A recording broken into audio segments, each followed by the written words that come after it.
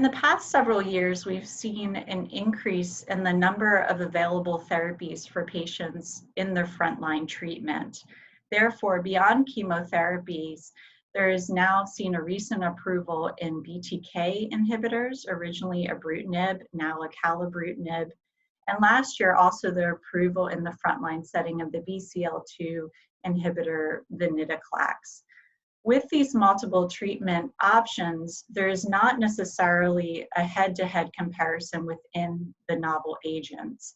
However, there are important frontline randomized studies that compare chemoimmunotherapy versus the targeted therapies in the frontline setting. Therefore, based on this, especially for a patient with the unfavorable unmutated IGHV, clinical trials that are randomized have shown superior results with the targeted agents versus chemoimmunotherapy, and therefore for this patient, I would consider one of the targeted agents. Though there are not strict contraindications to using ibrutinib, acalabrutinib, or venetoclax in patients in the frontline setting, they do have different mechanisms of actions and known toxicities.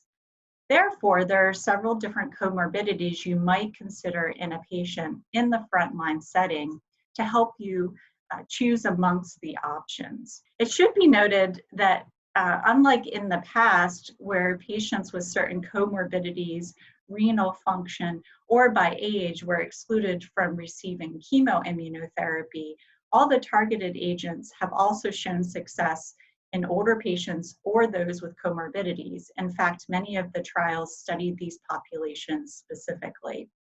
Though there are not contraindications, some of the comorbidities that one might consider have to do with the toxicity of the drugs. For example, ibrutinib is known to increase risk for atrial fibrillation, and it also can increase risk for bleeding.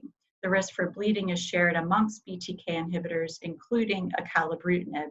Therefore, if you have a patient already on anticoagulation, other antiplatelets, or have extensive cardiac comorbidities, this is something you should discuss with the patient and potentially their cardiologist. Though not a contraindication, it may lean you away from using these agents if you have other options available. On the other side, with the treatment with venetoclax, patients are at risk of tumor lysis syndrome. So if they're at high risk due to bulky disease and they're going to have problems with tumor lysis due to reduced renal function or other comorbidities, this again is a specific consideration that should be made when talking about these agents with patients.